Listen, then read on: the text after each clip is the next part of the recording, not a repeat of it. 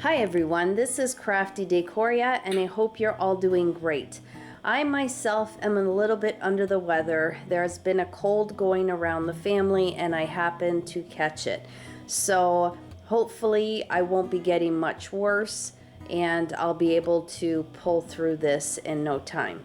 Now, today I decided that I wanted to make some more fall decor for my home, and so I thought I would go ahead and share that with all of you. All of the items I will be using are from the Dollar Tree, with the exception of the Valspar paint and primer in white flat. Now, because it is a beautiful day outside, and as long as I can be spray painting outside, I prefer to do that because I just get the videos done a lot quicker. If not for that, then I would definitely use the Dollar Tree white acrylic paint. It works really well, but as I said, today's a beautiful sunny day, so I'm going to try and get that spray painted outside. I also have 2 of the MDF decor boxes, and if you can't find these particular ones, they always have seasonal decor boxes like this that you could use instead. I have some black acrylic paint. I have 2 black LED lanterns. I have a stencil from the Dollar Tree. I have the fleece men's buffalo check black and white scarf. I also have some thicker jute twine. This is the thicker one that the Dollar Tree carries. And I have 2 of these pumpkin platters. So hopefully that's everything. Sometimes as I'm doing these DIYs, I do change it up, but if I do, I will let you know. So now, without further ado, let's jump into this tutorial. I hope you enjoy. Okay, so to start the project, I'm going to go outside and spray paint my 2 pumpkin trays and also the 2 decor boxes. Now with the decor box, I'll probably only be spraying the bottom as the sides are already in white.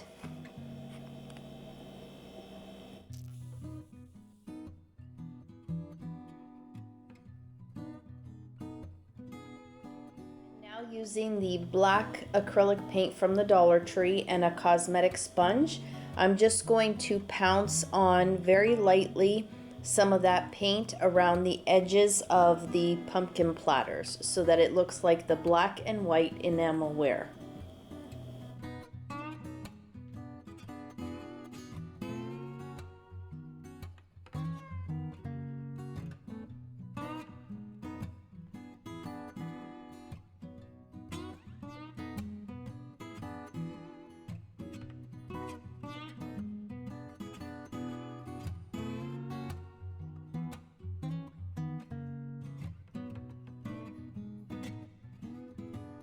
With my 2 decor boxes that I painted, I already did one here. I did the same thing and just added the paint to the top, to the corners, and then to the bottom edge of the box.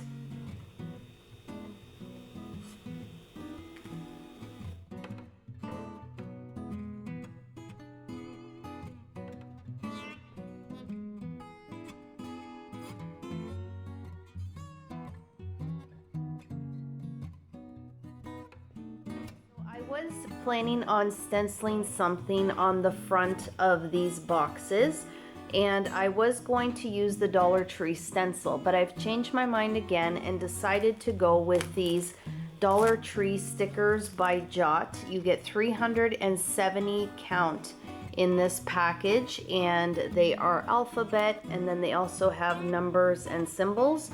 And I think, again, this is just going to work better because I don't have a lot of room here to stencil what I want to stencil, and these letters are smaller and they just work better.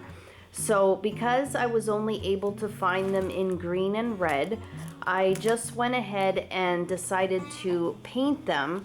This way I could get the coloring that I wanted. So I did use this already for a DIY and I had painted them white. So now I just went over the letters that I need with a little bit of my black paint and cosmetic sponge and just pounced on the sticker, and then once it is dry I'll be able to remove it, and then I'll just put some Mod Podge onto the box first, place my stickers, and then a little bit of Mod Podge on top to seal it off.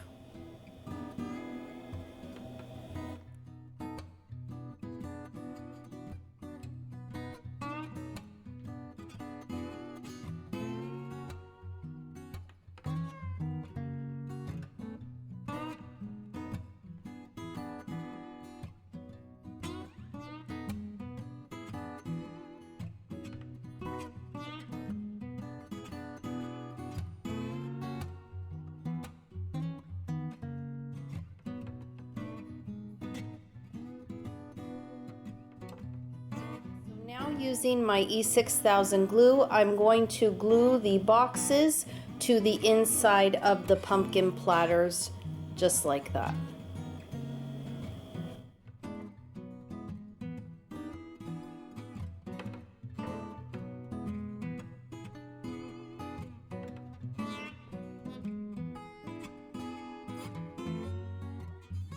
I'm moving on to make my bunting, and this bunting is going to hang in between the two pumpkins. So for that, I will be using a Dollar Tree scarf. Now, when you lay this down, you're going to want to find the side that is cut fairly even. So you can see with this scarf here, I know it's kind of hard to tell with my tablecloth, but here is where the scarf ends. You can see that it's cut pretty even across. So what I did first was I made sure to leave one row intact. Then I start laying down my triangles, which I just cut out 6 triangles on a piece of paper, and you can cut them smaller, larger, however you like. And then when I start placing my triangles, I'm going to place it underneath that solid strip, that solid row, because that row is what's going to hold all of these triangles in place. So it's a very easy bunting, but it's I think very farmhouse looking, and it's very, very simple to make. So since there's no gluing or sewing of any kind to keep this all together. So what I did was I started at the left hand side and I counted 4 squares. So 1, 2, 3, 4. And that is where I laid down my first triangle. So you can see that I'm just measuring it by the squares. So then here I have 1, 2, 3 black squares with 2 white in between. So that's where I lay my first one. Then I go to the next full square, which is here, and I go 1, 2, and then I lay down my second triangle. So here again I have 3 squares on top. This time they're white. 1, 2, 3 with the 2 black in between. Excuse me. Then I leave 2 solid squares, 1, 2. I lay my third triangle down. And then again I have 1, 2, 3 black squares above with the 2 white in between. Then I go to the next 2 solid squares, 1, 2, that's my space in between. Lay down my fourth triangle, and then again above, 1, 2, 3 white squares and 2 black in between. And for the last 2, I do the exact same thing. It's just I've run out of room here. I'm just gonna tape these down to hold them in place, and once they're down, I'm just gonna go ahead and cut it. So you wanna remember that once you start cutting this, you don't start cutting until you get to this point. You wanna leave that solid strip on top, because again, that is what's gonna hold all the triangles together. So you start from here, or I'll start over at the beginning. So when you're cutting, you cut across on the bottom of that first solid row, then you go down, go up, and then you go across, leaving this row intact. And then you do the same thing all the way down until you have cut all the way to the end of the scarf.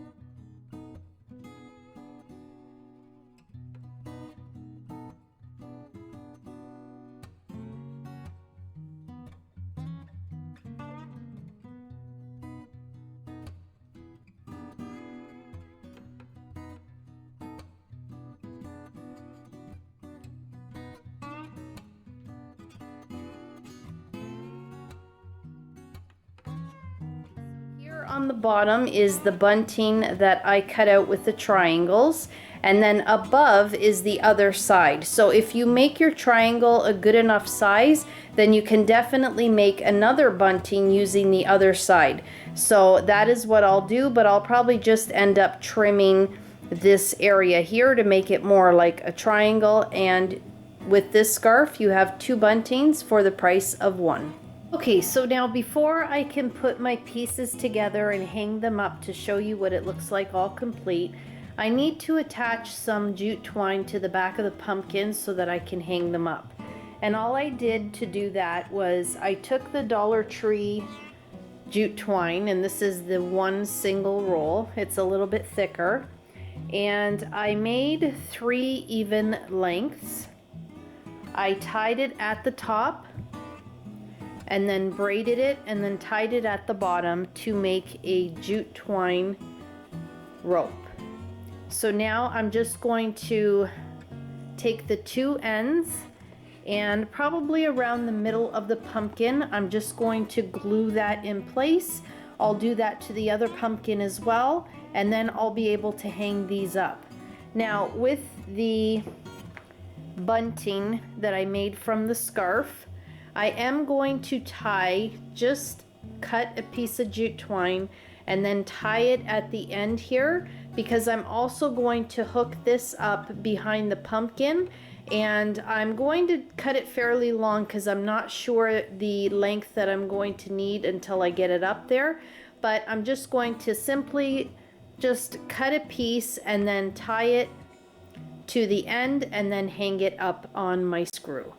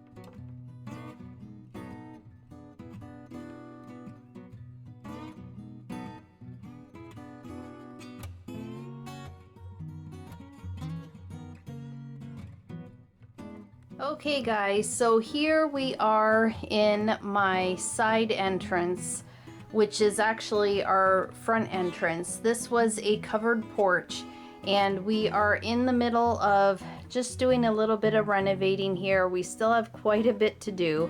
We really only did get this 1 wall complete, and it was quite a long room, and we just sectioned it off because it was just too long and skinny.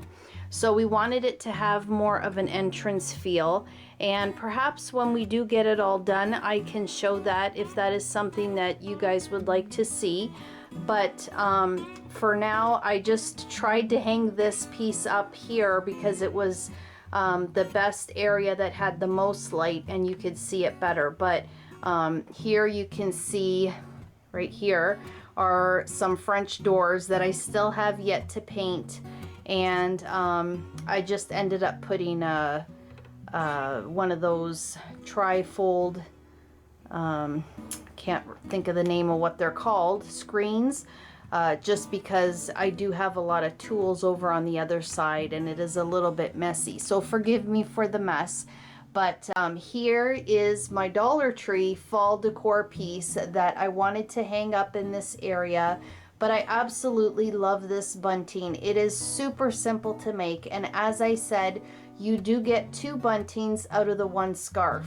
And I did actually put the other bunting over by my coffee bar. I still have to fix that up, but I did take a quick picture just to show you what that looks like.